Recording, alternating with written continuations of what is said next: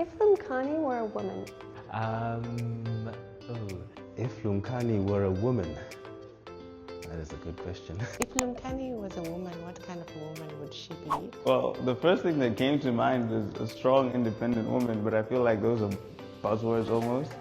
I would say a very nurturing woman, a woman that would want to see her children grow and flourish, a woman that is supportive. It would be a very feisty, strong, and humorous woman. Very elegant, but very powerful. So very tall and strong and proud.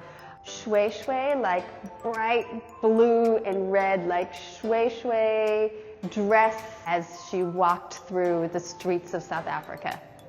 My mind immediately goes to like a Greek goddess kind of figure, where it's like taking care of people, trying to help people and uplift. Should definitely be that gogo, old magogo that everyone looks up to in the community, who makes sure everyone is all taken care of. An extremely caring woman, one who looks after her flock and makes sure that everyone's needs are met. In a nutshell, I would say she is actually a woman to a certain element. Lumkani would be a strong, independent, nurturing woman.